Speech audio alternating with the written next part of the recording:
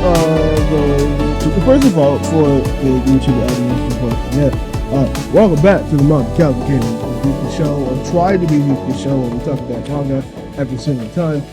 I am your man, your host, Music Kiyosaki, and today we got a big manga to talk about. I wish I read more of it, and it's also very funny timing that I am talking about this because today's manga, or this week's manga, is going to be Kagurabachi.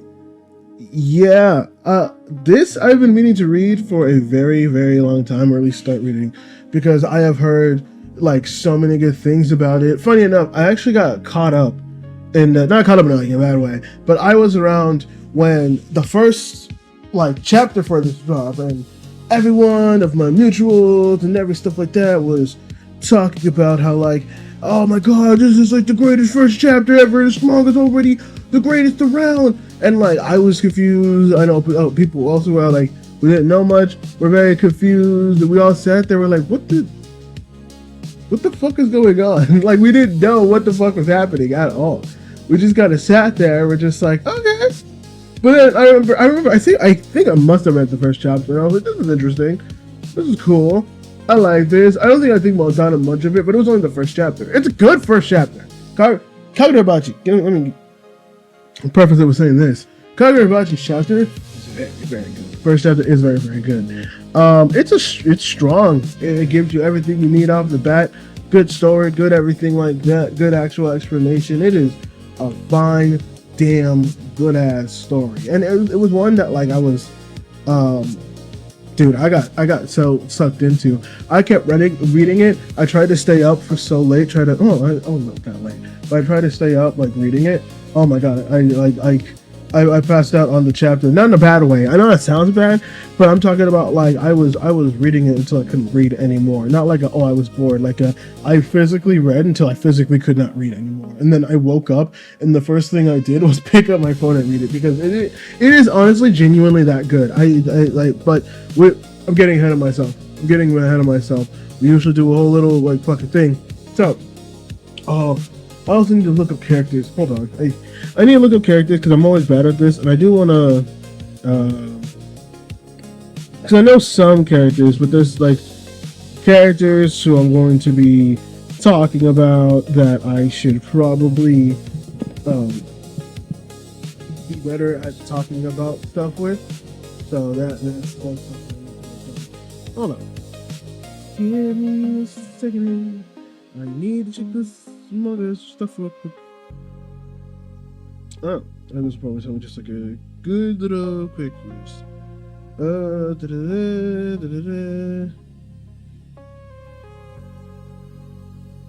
not giving. It's not giving me the characters I want. I don't know. Oh, it's not giving me the characters I want. I don't know. Is that his name? I don't think that's his name. Oh my god, what is his name? Oh my god. Where is that motherfucker?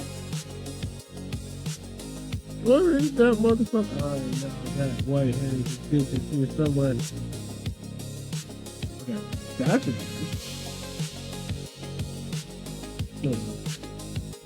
There we go. Okay. I was about to say, I was trying to look up Shiba's name. Because I kept sitting there and I was just like, what the fuck is this man Shiba's name? Okay, so manga starts off, right, with oh my god, is that the first chapter? I'm trying to remember everything that like goes down. But the first like real introduction that we have is I guess they go to the outskirts of somewhere. I don't think they even like really say much, but I guess there is a group. No, I'm getting ahead of myself. No. It is all in one chapter. But the way it starts off is that we see a glimpse of oh my god, what is the fucking the names are so bad at names. Chihiro, yes. Sorry, the last time I heard Chihiro ever be used in a name was in Danganronpa. So forgive me if I get that Chihiro mixed with Chihiro. Because I wasn't expecting it. Either way, Chihiro and his father, they live out on like the countryside while his father is teaching him how to forge swords, all like that. And we, in like a very short time, we meet I think he was like Shuji Hige, I think he is. I forget the father's name, but there's Mr. Shiba, who is like a friend of the father's, who comes by every so often, fucks around with them, just checks up with them every so often, stuff like that. I should go in complete order of everything. No, I am. I'm gonna go in the way the story tells it. I forget when the story tells it, or it's really, I think it's pretty obvious where they tell it. And so we see this like little glimpse of life that Chihiro has, and I love the dynamic they have where his father's just like this like complete goofball who just can't take care of himself, and he's like lackadaisical. He's not that serious. He's like a really silly guy, and his son is like the complete opposite. Almost like he does mention at one point in the manga, not in this part, but like, oh yeah, you're like your mom in a lot of ways. So you can really tell he also respects his father because he's like, okay, yeah, he can be a bit of a goofball, but like he has high moral standards and he has a understanding of this craft that no one else has, right? This is the only man in this entire world that crafts swords like he does, because, again, getting ahead of myself, he makes enchanted blades. That's the whole thing with this book, is that it's enchanted blades. I don't even know why I'm explaining it. You guys, so many of you probably already know, you're just coming into it. Like, it's stuff. Like, if you haven't read it at all, my God, it's fantastic. But just to quickly go through at least that first beginning chapter, we get a little glimpse of it, and then we get a time skip of Chihiro 3 years later. At this point, I think he was almost 15 at that point, so he would almost be 17 at this point in time, if I'm being correct, because he would be 14 when we saw him, almost 15. Now he'd be he'd be 17, almost 18. There we go. That's the proper basic things. And so you see him like in the future, or at least in the present now. Like we get the big time skip, and obviously he's been through a lot, and he's basically on a revenge tour to get back his father's swords and to hunt down the people that murdered his father. Pretty brutally, too. It was not great. It was not great. It was not fun. It's like, and God, the first chapter does such a good job just establishing this like crazy hierarchy of how the world works currently with sorcerers and all that stuff, which is crazy. I'm pretty sure someone has done it. I wouldn't be surprised if oh my God, what is the channel name? I don't want to say it. I don't want to say the thing I'm thinking, but I know his name is something. I think it's like something Ronin. Before I completely forget, I know his name, I just don't remember. Oh my God. I want to. You know what? If I like, I need to know. I need to be better at remembering stuff. So I need to at least know. Broken Ronin. I'm pretty sure Broken Ronin made a video on it. Maybe not. I might be talking about it in my ass. But like with a world full of sorcerers, I'm sometimes like I don't see many comparisons with that Jujutsu Kaisen. Not in the which one's better sense, but in like the power scale sense. Because like I mean, sorcerers with a bunch of sorcery items, Kaisens, a world full of sorcerers with sorcery items. So I am very surprised that I don't see that much that often. I would have expected that a lot more, but I haven't, honestly. At least from what I've seen, Jujutsu Kaisen and Kagurabachi seem to be pretty insular, if that's the right word, separated from themselves, which I think is fun. I think the power scaling stuff should be fun, but obviously you'll get comparisons. I think they're all both good. But the whole, actually, like, big first chapter is basically him showing off. The author is explaining, like, how the power structure works in the sorcerer society. We get a lot more of that, too. Oh, that's probably my favorite part of Kagurabachi, actually, is, like, how,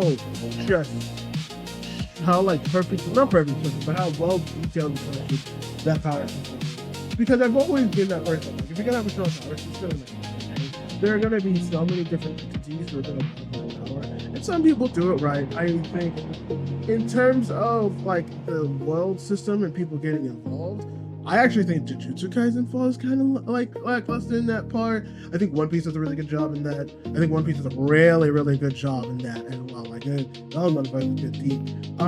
So like, people like Naruto do it okay. People like Bleach. I still think I like the big three. Bleach probably does it the best. No, sorry, One Piece does it that world does it the best. But it's also kind of even where I am right now, it's still kind of hard to. I would say it's still hard to compare to many other things. But we're talking about Kagurabachi. We're not talking about anything right now. What are you talking about? So Chihiro gets like information that like, oh, there might be a chance of blades, there might be information get I forget the group, but it's the high brow sorcery group that basically is funding all the crimes and mafia boss stuff that's happening around like Japan and specifically inside of Tokyo. I see people like that main place for happening. But I mean, like we get a good display of like Shira and like his skill, where that man quite literally goes in with Shiva and just offs everybody, offs so many people. It's insane. The amount of bloodshed that happens in one shot is fucking killer. I love it. I'm like, oh shit. Oh shit, we're going. All right, okay. We're not holding back. Okay, we're going full fucking hog on here. Okay, god damn. Okay, shit, Jesus Christ. So I was a little surprised by that. I definitely sat there and being like, oh, okay. I was like, okay, son of a bitch, goddamn. So that just chapter is a good display. We get like, also the power system they explain is really good, or at least like it's not super explained. We're not really we're like, okay, so it's very loosey goosey, I think, with the power system with Kagurabachi, but not in like a super terrible way, where it's like everyone has some form of life energy in them and it's dormant, and basically all you need to do in order to really like bring it out is to really just hone in your skills. But it does take like a very long time in order to make it happen. And so what I think the cool thing about that is, it's kind of one of those things in life where everyone gets their own personal special thing, and you can do like a lot of cool different things with it, but also like there is like these standards that everyone should follow. I think the thing is just like there's not many rules to it seems yet. The enchanted blades seem like that's like the echelon of it, but that's because like, and I at least they give a good job of explaining that. I'm just like, yes, it is like made from a specific material that has its own energy, similar to how humans have their own energy. But if you mess it up wrong or you don't like circulate it right, it can fuck you up if the body's not ready to cope it. So that's why Chihiro started it with such an important thing. It's because that he was the only person who actually was able to refine the energy so much for body control. So that was like the big thing. So like there is like, there is not too much reasoning, but enough for me to be like, okay, you got your structure, you got your thing, you got your world system of people, and I'm skipping on. But that first chapter is pretty fucking big. It gives us a lot of good taste of like what Kagurabachi is going to be about, and I really like it. I understand why this is so hype. It's a really good first chapter. No memes aside from when we had like the big fucking, oh my god, it's fucking Kagurabachi, it's so fucking good. Memes aside, genuinely, it is actually a really good first chapter. It's really well paced. It's really nice. It explains like who the villains are who the villains are going to be, who will be tracking, all that stuff. It's all explained in such a nice and a nice, good, peaceful way that like it's just enjoyable. It's just enjoyable all around. So that's the first chapter. Then after that, the first 2 volumes is like the first part, it seems, where Shiba and Chihiro are trying to find some leads that will help them understand more, or not understand more, but try to help them hunt down this like high sorcery groups that are the reason why his father is not with us. And so they get a lead from a lady who's working at I best way I can explain it is like an information distributor. Basically, it's a canal who it's a girl named Now who works at a place that gives certain information to people like what's the best way to what is the best way to explain it? I think the best way to explain it's kind of like you know what I just fucking realized? The thing is so motherfucking high. Holy shit. Oh. I might have to adjust my audio after this because I forgot to do it in the post because I'm fucking dumb. Damn, that's like 20 minutes of possibly unused audio. No, it'll be fine. I'll be able to fix it. But in all seriousness, not seriousness, Jesus fucking Christ. I guess a mission board place or a bounty place. Bounty place sounds a bit better because of how it's explained where like it's information that comes out, but people could put bounties and put out like hits on people and information could be traded that way or like exchanged in that place. But the information that we're there for is apparently Hinao found some trace of someone using an enchanted blade, which there are 6 out there, all made by Chihiro's father, which got stolen after his death. So Chihiro's main 2 things is to get back all of the enchanted swords that exist and murk the fuck out of everybody that ended up taking his father. And so we get this little girl. Now, this little girl unironically stole my heart in this manga. And once this gets animated, I have a feeling I am going to be very sad and I might cry because the way that they play up her story really hurts. It really fucking hurts, dude. Oh my fucking god. Also, I'm gonna need to do something real quick.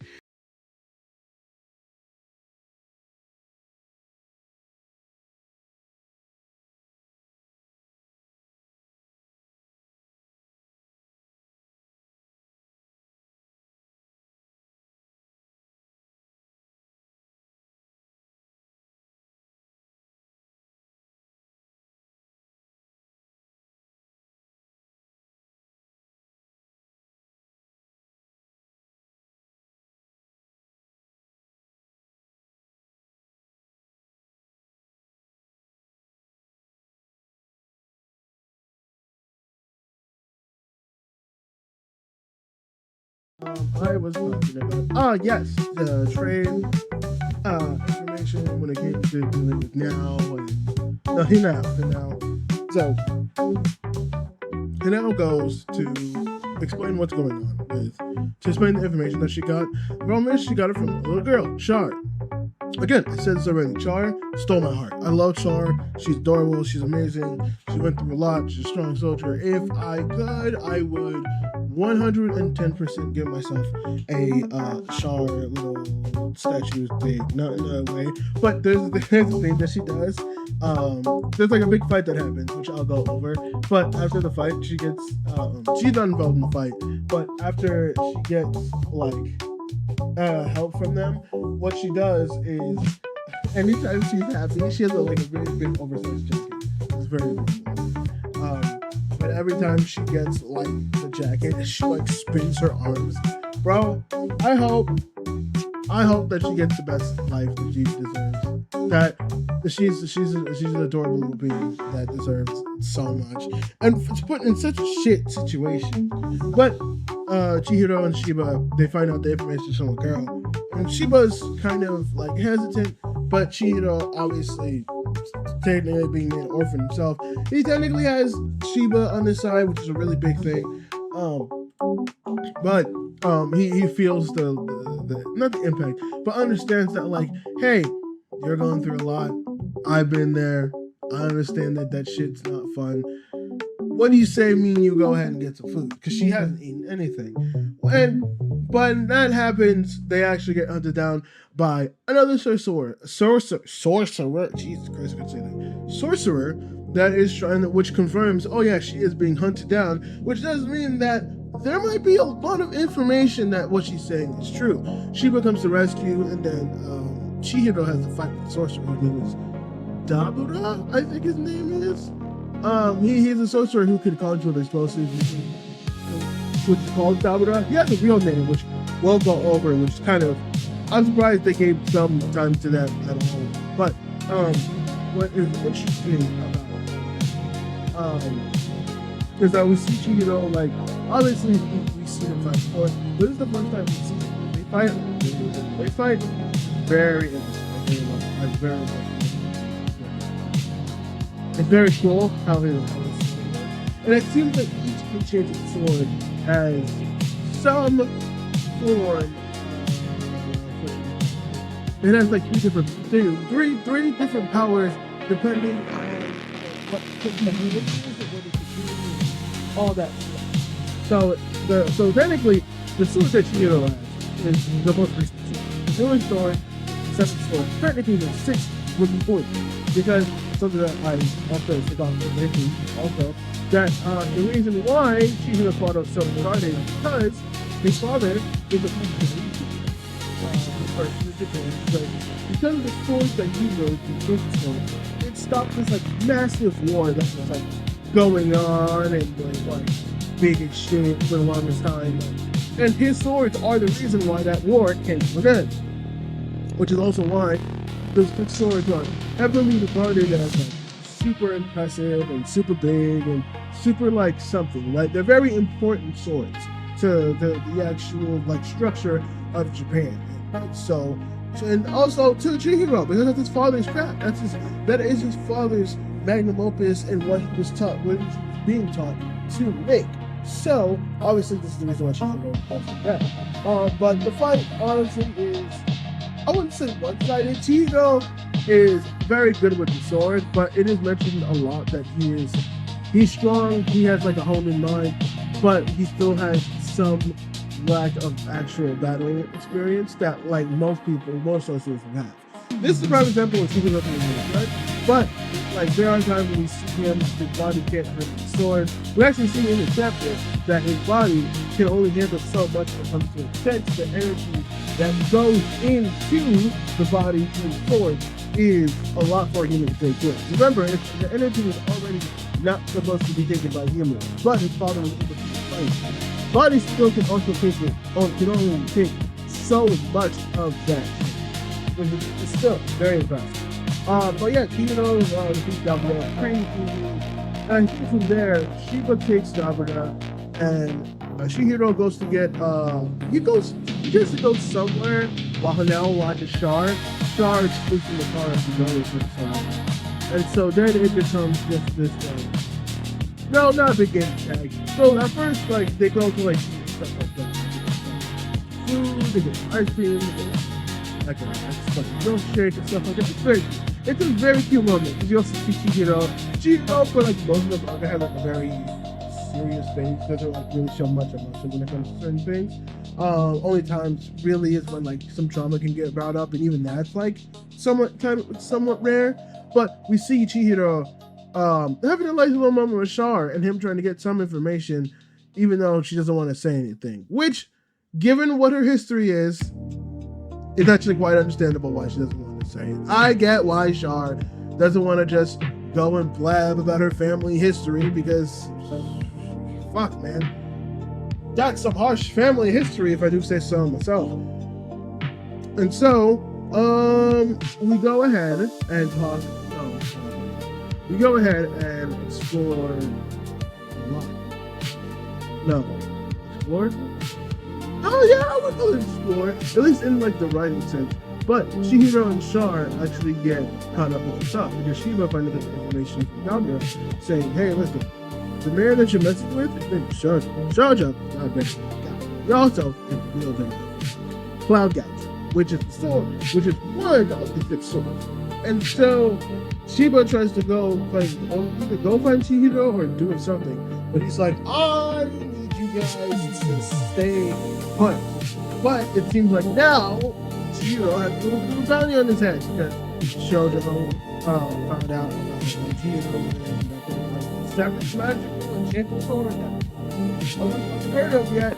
So to sit there and be like, oh, okay, I'm curious. That's another seventh sword. Okay. Money on this motherfucker. And so all the sorcerers together got trying to hunt him down because the sorcerer was just like, I will give you anything for money. Just give me the boy, give me the girl, and give me the sword. As a matter of fact, fuck the boy. Just give me the girl and give me the sword. And so he goes, so there's all these sorcerers that are popping up. Chihiro actually gets stumbled at one point because there's a sorcerer that's able to like duplicate himself, which honestly a little overpowered if I do say so myself. And another sorcerer that's helping him who can like control the mind and make like time for them seem like these are two very strong sorcerers. It's crazy that they get like not that much time. It's crazy how the power creep of the show works. But Chihiro's like on the point of like, oh shit, like I am like fuck, because his trauma gets like forcefully brought up, and so he's like kind of reeling with that. And we've actually found out why Charlie is family person. It is part of the plan. And after before, there's a little comment saying, hey, if you eat a member from this clan, you will be immortality. The way that their power works, they have a special power where you can cut off their leg, you can cut off their arm, finger, heart, and give anything that they will get from them. And you see it in real time in the manga as like he breaks the sorcerers. You get that shard, either breaks your legs or something, and it just like instantly grows back. Like that is some like Wolverine next level regeneration. It's actually fucking insane.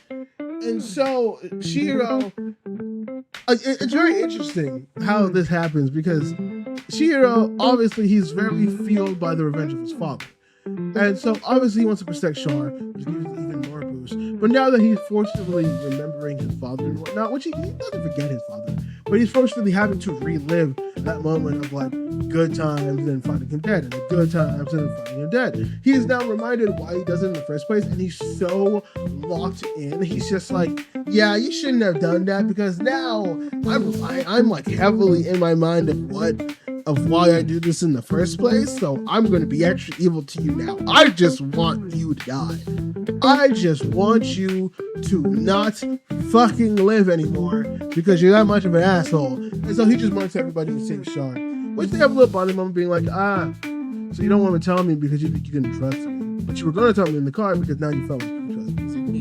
Yeah. And it's like, well, okay, that makes sense. And like he's very understanding.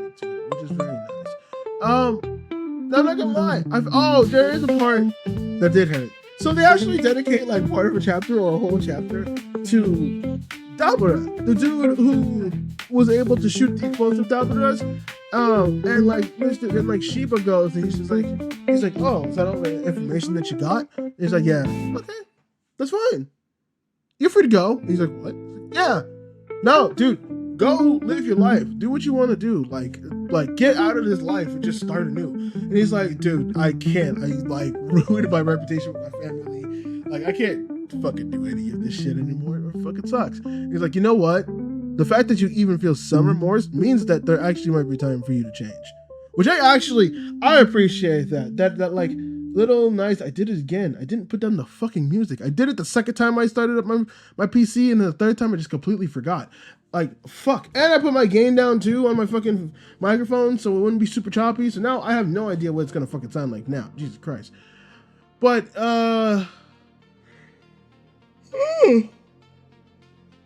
apologies. I'm a very yawny boy right now.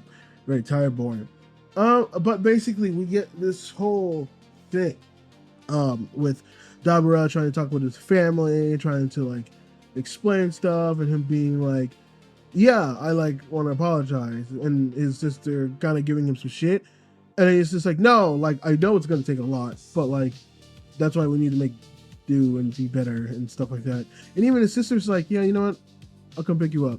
If you really want to try, we can go apologize to Mom for everything we've done, and then we can go and try to make things right. And it seemed like a really nice, like, oh, we're actually seeing someone be good, and I like that a lot. Now, It was just set up so Soju could just look like a fucking crash out, because then he goes and like Dabura gets into the car and he's like, hey, you know, thanks, I really appreciate it. He sees his sister murked, dead. Oh, I guess she wasn't dead, she was technically passed out, but fucking bleeding inside the car. He's panicking, then gets a sword through his chest, and this soldier was like, oh man, you know, you really shouldn't have left it, bro. You know, finish shit, don't you? And then this motherfucker Dabura tries to kill him, and then I don't know what the fuck this motherfucker does. He does some type of like time stopping shit, but then he just gets out the car, fucking stops, and then like the car blows up, and I'm like, bro, what the actual fuck is Cloud Gouger? That Cloud Gouger is fucking powerful. Also, out of fucking nowhere, mind you, he's given him like some information by I think it was like the sibling of the other lady that we saw who had like the time trauma pull-up power that affected Chihiro, and so he pulls up and he's just like, oh yeah, they're over there, and he just murked him, I forget what their gender was, but murks them for no fucking reason. I'm like, oh no, this nigga just doesn't care. This motherfucker's a crash out. This motherfucker said, nah, if you're not useful to me, you're just gonna die. If you're done being useful to me, you're just gonna die. And then that motherfucker, like around the corner, he was around the corner, and so he just opens the door to the information station where Hanao is, and he sees fucking Hanao, I think, talking with Chihiro, because they come back after they get chased. Oh, I'm not gonna lie, I missed the whole ass fucking part. I missed the whole ass fucking part because I realized why they got back there in the first place. Okay, so let's rewind. You're probably wondering how we got here. Let's rewind. So Chihiro, after that, is still getting chased, and he actually gets pulled up on 2 different sorcerers. That isn't until he gets saved by someone. I think it was, I want to say Aizawa. I don't think it was Aizawa. I'm trying to remember the name. It was something like Ayawaza or something like that. Not Aizawa, but I think it's Ayawaza. Ayahuasca. I might be so fucking wrong, so I'm gonna need you guys to give me a minute. But also, I understand that dead air is not good, so I am going to still be talking. I know your name is here. I know your name is here. I know your name is here, motherfucker. I know your name is here. What the fuck? What the fuck? Don't do that. Don't do that. I know your name is here. I know your name is here. What the fuck? Why is he not here? Why is he not here? That's bothersome. That's really bothersome. Why aren't you here? Where are you? Where are you? Son of a bitch. Aizami. His name is Aizami. God, that almost fucked me. Okay, it's Aizami. All right, it's Aizami. All right, cool. It's Aizami. So we see Aizami pull up, and hey, he's my type of sorcerer, man. Just put the energy through the fist and let me beat the motherfucker's ass. That's basically what he got. I'm pretty sure it's more complicated than that, but I'll fucks with him heavy. But he is able to like rescue Chihiro, because Chihiro is banged up at this point. And also he has the kid, which is kind of hard to defend. Well, he brings him back to the information station, where we find out also that apparently Mr. Shiba was part of the Kamunabi, I think it's called, which is basically just sorcerers that work for the government. So there's obviously freelance independent sorcerers, which is like Shiba and Chihiro are. The sorcerers that work for the hierarchy of the sorcerers, I forget the name, like the Hakuza or some shit like that. And then there is the Kamunabi, which is the sorcerers that work for the government. So there's like 3 somewhat parties, like where there's like the independent sorcerers, the bad sorcerers, and the good sorcerers, but also some are still bad because, like, you know, they try to do bad things in order to get good outcomes. That type of shit, you know, good, like sometimes evil needs to be beat with evil type level shit. But Aizami basically explains to both of them of like, listen, there's a lot of shit in the background. First of all, Shiba, you were supposed to keep this shit on log, and I was supposed to keep this shit on log. So I don't know what the fuck you doing allowing an ancient blade that no one's supposed to know about be fucking seed. dumbass. It's like, well, what's gonna happen? He's fucking 17 and he can fight now. It's like, yes, he could fight, but this motherfucking shoujo is also not that. Also, I can't have enchanted blades fight enchanted blades, especially since one of the enchanted blades is not known. Also, the higher ups didn't like his father in the first place, and like, some of them are chill, some of them understand his wealth, but also some of them think that the swords, like, being made in the first place are bad for society, which, low-key, not that off, if I'm being honest. And so, like, I need both of y'all to fucking chill while the fucking Kamunabi figure out what to do. Also, just so you know, because you're gonna find out, so I might as well just tell you at this point, there's an auction for one of the swords that are going out in about a month. We're trying to figure out what's going on. Don't you get fucking involved. You're not fucking strong enough. Stop. So he basically just comes and just shuts everything down. It's like, you two shouldn't even be fucking doing shit right now. I don't know why the fuck you keep meddling in the fucking affairs. I get that you're trying to help, but I get you want revenge for your father. I understand and respect it.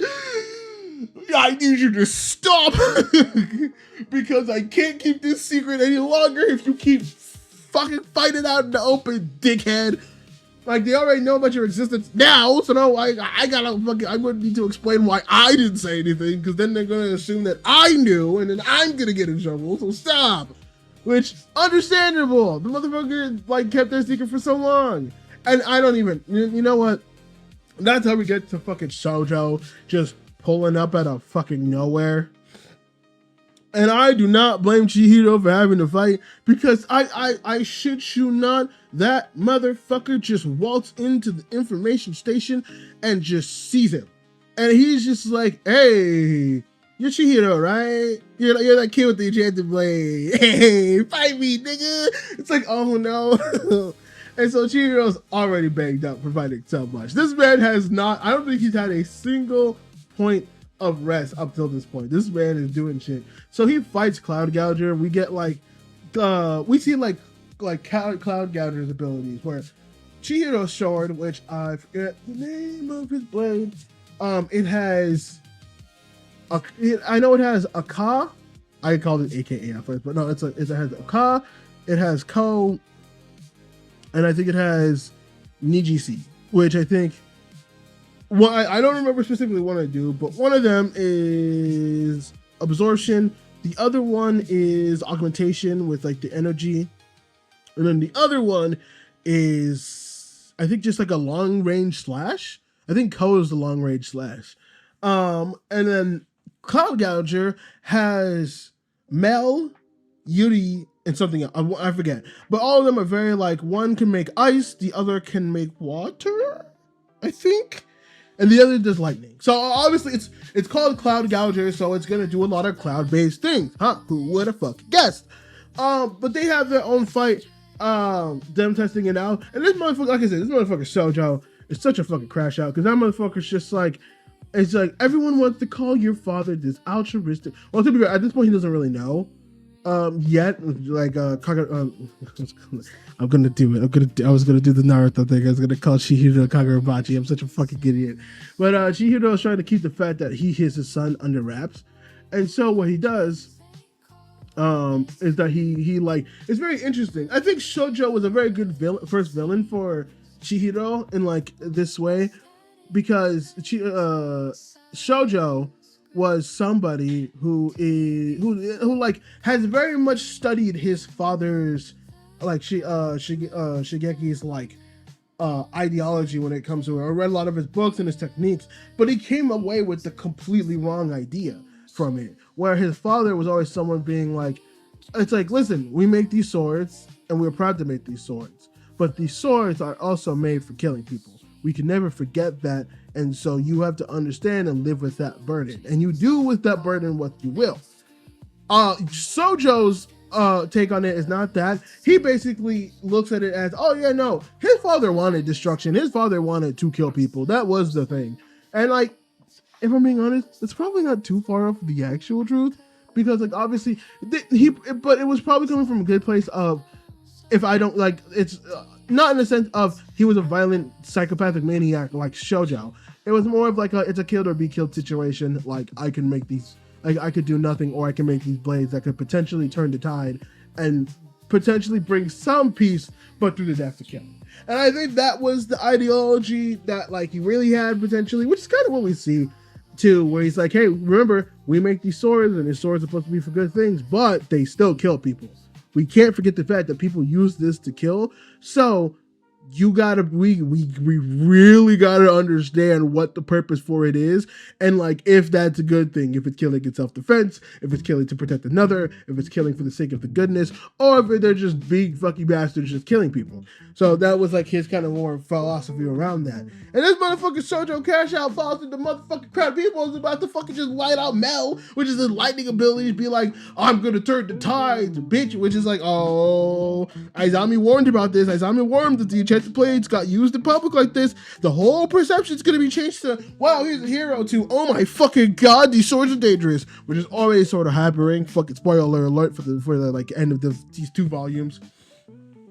But Kagura, oh my god, oh, I'm doing it. I was calling him Chihiro this entire time. I had no problems calling him Chihiro. And here I am. I'm doing it. I'm doing the stupid fucking thing, and I fucking hate it.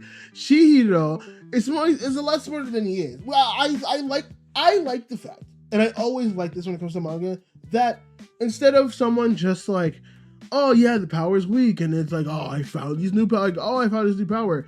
I like the fact that someone is given a very strong, like, S-tier weapon or ability, but they have to learn how to properly use it to its full potential. Because the whole narrative around this first arc is the fact that Chihiro is strong. For where he is, and the fact that he can use the enchanted blade in the first place, he's already a threat. He's already a massive threat. But there's so much that's still within him and within the sword that's not yet released, that he still has so much training to do in order to understand. And you see that in the fight with Shoujo, where Shoujo is actually giving Chihiro for a run for his money, despite the fact he's the one that studied the blade and studied with his father and actually like honed in some of his skills with using the blades and stuff like that. But Chihiro, again, he's someone who I like because he's very smart and evolved that way, where he basically, while using Mel, while Shoujo was using Shoujo was being used, was using his Mel lightning ability, used himself like a lightning rod to basically absorb everything to save people. Which, oh my fucking god, that is actually really smart. And then a little bit after that, the Kamunabi come along with Shiba and Azami, and he's just like, well, I'm in no condition to fight. And so he runs away, but not before he takes away Char. And I will say this, I don't know what the fuck happened to Hanao. I don't know what the fuck happened to Hanao. I don't know if Hanao's dead. I don't know if we see Hanao again. I think they mentioned when they go to the hospital that Hanao's safe, but I actually don't fucking know. And I'm terrified for her. I really hope she's safe because she was a very sweet girl. Oh my god, if Hanao's dead, that would upset me. Because she didn't deserve that. She didn't deserve any of that. But Chihiro ends up in the hospital, which is also, I like they use a public hospital, because there are hospitals meant for sorcerers, but if his name comes up, then the higher-ups of the Kamunabi are going to be curious, and so they might come down to talk to Chihiro, and kind of don't want that right now. So the operation that they're going to go for is Izami's team is basically going to try to jump Shoujo, while they have the whole conversation of what they're going to do, the plan is, but the plan is the elite of Azami's team is going to go try to jump Shoujo, while Mr. Shiba and Chihiro are going to go and try to rescue Char. Which I like this as well, because you see that like the leader is super smart, and like, you know, the way that they work and stuff like that. And they actually almost get Shoujo, because Chihiro explains like, oh yeah, the Mel needs a 10-second interval before you could use it again. He's gonna probably use like combine like 2 abilities to make a different ability, but there's like ways that you could avoid it and smart, and they're good. But that boy Shoujo is such a menace. Man, fucking learned how to use Mel as a teleportation ability to grab the sword, and fucking holy shit! Which also made me explain like, wait, so you can't use the sword again? because okay, so that was the biggest thing. It does get explained, but I do kind of wish they would explain somewhere else before towards the end of Volume 2, where if someone's sword is like if you have make a pact with a sword, right? That was one of the limitations of the sword, and kind of like the safeguard. So you can't just pick it up and just fucking willy-nilly summon lightning or summon koi fish and shit. Is that when you pick up the sword, if there is currently no owner of the sword or the owner is dead, you have to make a lifelong pact with the sword in order to use it. That way, if it gets stolen or if something happens, you cannot use that sword. Now, as far as I'm concerned, I don't think that there are any proper, as far as I'm concerned, right now, everyone who has a sword can't use it. Because Cloud Gouger was the only one that could have been used, because the owner of Cloud Gouger ended up dying, which is why he was able to change hands and why Shoujo was able to use Cloud Gouger, because he made the lifelong pact. I don't know if his father, Chihiro's father was the one that, if he could make multiple pacts with swords, and that's how he stopped him, which is why he had to die. I don't think that was the case, because if that was the case, then the swords would not be in possession with other people, or at least, but then no one would be complying with those people. I'm not 100% sure. I'm going to be completely honest with you. I'm not 100% sure what that is.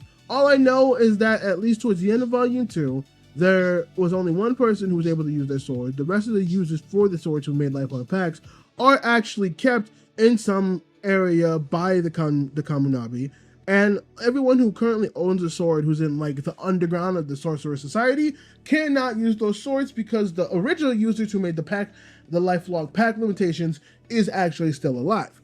I wish that was explained, because that made it confusing how Shoujo was able to use that ability and take it. And also, if you knew that that was the case potentially, then you should have known that not everybody that taking the sword wouldn't just stop Mel. Now that I'm thinking about it, or stop Shoujo. Now that I'm thinking about it, you're oh cool, I have the sword, and it's you should have probably stopped the person before the sword. Fuck the sword, you should have stopped the person first. Put some seal, do some shit or something. I don't know. That's just me. I would have thought of that, but whatever. But basically that whole thing gets fucking murked. Meanwhile, Chihiro tries to save Char, and at first is struggling like a motherfucker because he is still super weak. But again, it's that learning. It's that learning and that churning and that churning and that learning ability where that motherfucker goes and he starts fucking managing the energy a lot better. Where he's starting to make smaller yet denser slashes, which he's able to cut to still cut as thoroughly through, but it uses less consumption. Same thing with the something, I forget what it's called, but I think it was his cloaking ability. That's the other ability that his sword has. It was absorption, it was long range, and it was cloaking. I don't know what the fuck I said about the third one before. I forget what I said, but it was cloaking. Yes, cloaking like a defensive ability type stuff. And so he's able to just, because at first these bodyguards are just making fun of him, which is also how we got the background, because they started explaining the background of Char, and it's actually quite sad because the mother just wanted a peaceful life, and it sounded like the father sold them out for some money, which, fuck that nigga. Oh my god, fuck that nigga to Kingdom Come. No, nah, you a bitch, homie. That's insane. You was a bitch and a half, and that is fucking insane for you to do that. You are a whore. But yeah, so that happens. And so we get that explanation, and that life is sad because they just get walked on, and they get used and for their experiments, but then eventually the mom leaves, and then she tries to destroy the lab, and then they're she didn't even do much. Her life was so left in vain. But not really, because her daughter was able to get away. Her daughter was able to make Chihiro and Shiba, and she found some strong sorcerers to help her, man. So that is good. And I will say that end also made me it got me a little teary-eyed. I'm not gonna lie. The ending for that chapter kind of made me a little teary-eyed because Chihiro comes back with like a burger and it's like, hey, look, I didn't squash it. And she's crying so much. I'm like, bro, oh my god, yes, you got her back. We got the little bean back and she's okay. She'll be able to live a happy life. I'm so fucking happy. Or at least try to live a happy life. I hope she becomes a partner. I hope she becomes like a I know it's dangerous for her as a kid, but I hope she does become like a travel member. Cause she seems like such a sweetheart. But as they're leaving that building, that motherfucker Chihiro sees Sojo come back. And he's just like, ah, shit. All right, Char is like, I'm gonna need to take Char. I'm gonna need to deal with this. And I actually like it because both of them basically went through the same thing, where they were on the ropes when it came to the battle. They were outnumbered, outjumped, but then they started learning about their blade, which Chihiro does bring up. Of like, there's like a what is it? It's something like a realm state for the blade or something like that, where like you go beyond what you could understand for it, and like it really all depends on like what the leader, the wielder, what the wielder can actually do with that sword and the abilities that they're able to like do with that, which is very interesting. Which is like, I like the way that they're building it. Of like, yeah, it completely depends on the wielder's ability to actually use the powers properly. Because you can just start swinging that motherfucker and not really have an idea, but like at that point, then you got to think about like, oh, okay, how does the blade function? How does the blade do it? Which again, those are the kind of power systems I'm like, when the power or strength comes from how the person uses it, not just the fact that it's strong. And the people who are strong are mentioned that they're strong, but they're very one-trick ponies who can be easily, versus some people like Shoujo and Chihiro who are understanding and evolving with the blade along itself. And so we get this like really nice chapter where they both mention this battle is only gonna last for like a split second in like real time. It's gonna be about maybe like 12 seconds at most, because Shoujo, he's evolved but he's at the brink end, and Chihiro's evolved but he's at his brink end. And so it's this terrible situation of just both of them being like, we're at our ropes. I don't know what we're gonna do, but we're gonna leave it all on the table, boy. And so they have not only this like really cool drawn fight scene, but it's kind of those things of like when two fighters are so in sync with each other in battle. It's kind of like that mythos of, oh yeah, you tend to like speak to that person or speak about that person when you're battling, which like I really like. I've always loved that concept when it came to how like the mind and body works when it comes to that stuff. And so they have a talk where Shoujo explains to like Chihiro, it's like, oh yeah, you're his son. And I remember you bringing that up, which there is a little funny moment where Chihiro's like who the fuck's up? Oh, it's like, yeah, I did let that slip on. And so he talks to him being like, and I think this was important for Chihiro as well, because Chihiro has been someone who's like, oh yeah, you know, I want like good meat, like I want like the swords are gonna be used, they should be used for good, to vanquish evil, yada yada yada. I think that's at the point as well. No, the flashback comes before this. It's when Chihiro has his own evolution with the sword, but his father does mention something of like, he said, oh yeah, you'll never be as good as me, but I'm not training you to be as good as me. I'm giving you the abilities to forge your own path and be your own person. I'm not telling you to be like me, because you don't want to be like me, because you could do so many things better already than me than just swords. Be your own person and be your own path, which I think is important because he's been carrying his father's philosophy, which I think has been holding him back. And so mid-battle, him and Shoujo are having that conversation about his dad's philosophy and the philosophy behind the swords. And Shoujo even admits of like, listen, you're his son. So I do have to acknowledge the fact that, in a sense, you are right. Those swords are used, those swords should be used, or something of like, oh yeah, your philosophy, the way you look is right. Like the swords should be used for a purpose. But I still think by purpose, I'm still right in a way of they're still meant to kill, and they're still killing devices, and they should be honed in by a killer. Which again, they're both not wrong, because his father kind of did say that. At the end of the day, these are killing devices. And so Chihiro also has to accept, in order for him to evolve, he does have to accept that, yeah, I do actually have to take what you're considering and actually accept the fact that these swords are for killing, and that the purpose of these swords is to be weapons for killing. Also, hold on a second. Give me a minute. Give me a minute. A minute, my story thing.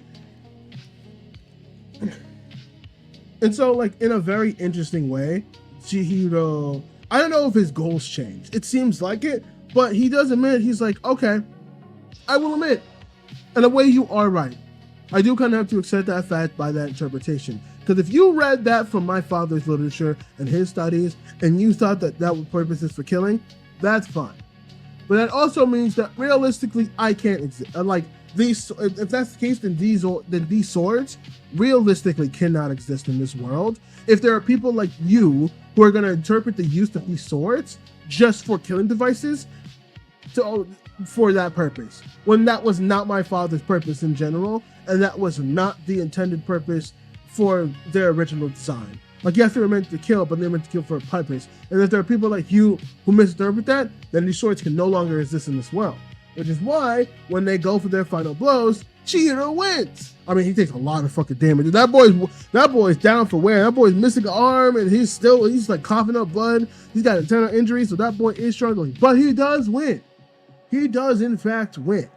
And by winning, he also goes and breaks Cloud Gouger, which I was kind of surprised. I didn't think he was going to do that either. Both me and JoJo were very shocked by that revelation, that he just straight up breaks Cloud Gouger. And so with the aftermath of this, the Kamunabi are actually having a conversation, being like, okay, so this motherfucker went and there's a motherfucker out there with a 7th blade. It's out there, and now he has Cloud Gouger, and the fucking wielder for Cloud Gouger is dead. So now there are 2 swords that exist that are enchanted that could fuck shit up. We need to do something. Also, Aizami, we know you must have known shit, nigga. What the fuck? And then even one of the people who survived from that crew that went after Shoujo sits there and he's like, look, Aizami, I don't hate you for your decision to protect the kid. I understand it, and like I respect it in a way. But I also need you to understand, I have seen the wielding of enchanted blades. That shit cannot exist. And so it seems though, it does seem as if the enchanted blades might not be something people use anymore, or like their goal might be shifting. And so now they are gonna need to look for Chihiro and see what he's doing. Because the last chapter, I don't think we get like a proper place of where like Chihiro is right now. All of it has to do with like the Kamunabi, their conversation, and what everybody's doing, and the whole auction that's happening, right? And trying to get like the 3rd sword that they can find. So my whole thing with that is that even though the Kamunabi might not like Chihiro's father, and in turn might not like the way Chihiro's trying to save the sword, Chihiro does seem like he doesn't want to save the swords anymore, that he'd rather just destroy them if people don't exist. I mean, he destroyed Cloud Gouger, so that might be the mentality he's going in with all of the swords. So I do wonder if the Kamunabi and Chihiro might side more with each other, or I wonder if the Kamunabi do still want those swords intact, because some of them say, yeah, they're a threat to society, but I assume some of them want to destroy them, and some of them are like, well, I mean, if we have wielders that are on our side, that would be good. But also there runs the risk of people going rogue, and it falling into the wrong hands, and someone does die. It's like a whole fucking thing. And also, at least at the time of recording, we don't know if the swords can work broken. For all we know, they can work and it won't really matter, or like Chihiro is able to reforge it potentially and make the blades anew. I don't know yet. We don't really know. But that's kind of where I am with all of this. Yeah, dude, Kagurabachi is such a fucking good read. First of all, art's fucking amazing. It's great as shit. I love it. It's fucking awesome. Second of all, wonderful, wonderful, wonderful story. I like the world. It's very interesting. The power system, even though it's very loosey-goosey, probably some of the loosest I've seen in a while, or in a long while. It's very good in the way that they like scale things, and I appreciate that. I like it a lot. The characters are all really good. I don't think there's like a single character so far I've like hated. Even like the villain was so good, given like how he views his father literature and his philosophy with everything and how he cool. Also, that man's stylish as shit. I also just like that disheveled. I like villains who have that like disheveled look towards them, where they're like insane but like still kind of pretty boy, but also still manic at the same time. I like it. It's cool. But yeah, dude, I fell in love with this. This is going in the list. Like, not just like yeah, we'll see. No, this is going in the list. This is going in the list. This is going in the big fucking, like, we are going to read this some point. And we'll probably make a big, like, thing about it since part 1 is done. I didn't mean to. That was by complete accident to talk about this, by the way. But yeah, part 1 is done. It's doing the Chainsaw Man thing when it's like, oh yeah, part 1, part 2, all that shit. So I was very surprised myself, if I'm being completely honest. I was like, oh shit.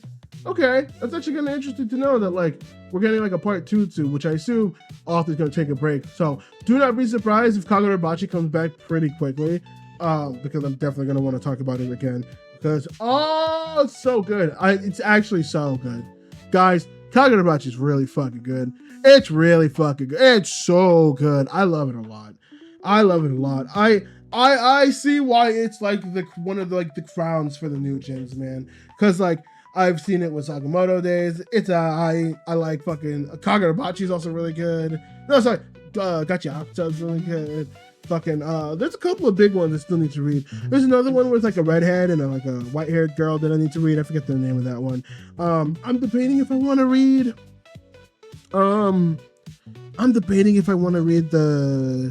There's like one where a girl's doing like traditional Japanese writing style stuff, but that does have an anime coming out, so I don't know. I might just put that one in the bin and just watch the anime for that.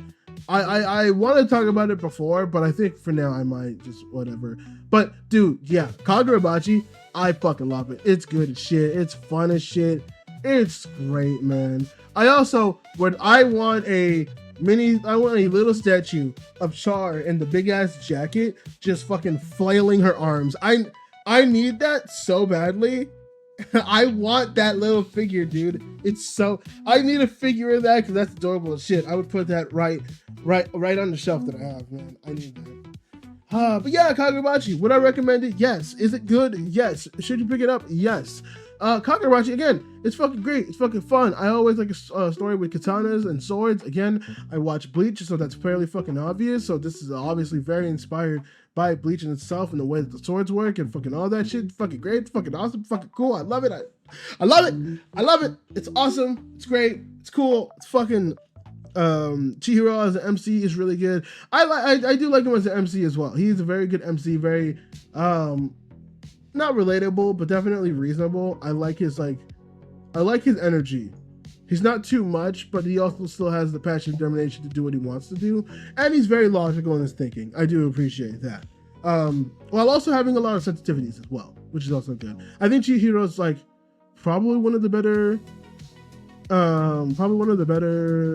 MCs to come out in like the new era for Shonen Jump. So that makes me very happy. That does. I like it a lot. It's very cool. He's very cool. He's very awesome, and I like him a lot. Man, yeah, I don't have much to say else. Kagurabachi, fucking awesome. I'm definitely gonna keep that's gonna be like one of my weekly reads. That's gonna be one of my like, I'm gonna need that. I might power through it because I don't know when. I have no clue when part 2 will come out. I assume if part 1's officially over, like I said, I think the author might just take a break. That makes the most sense. If you're finished with part 1, just take a break, have some time, and then come back and refresh your mind. So yeah, which also reminds me I need to start Chainsaw Part 2. That scares me as well. But thank you all for joining me today. I appreciate you all. You all have been wonderful on the YouTube side. Who are gonna watch this eventually. So thank you all for watching. I appreciate it so much. I appreciate you all with so much love and passion and enjoyability. And to the people on YouTube, I will see you guys next time. Bye-bye, arrivederci. Have a wonderful time. You guys have been wonderful. Much love, much appreciation. You guys are cool.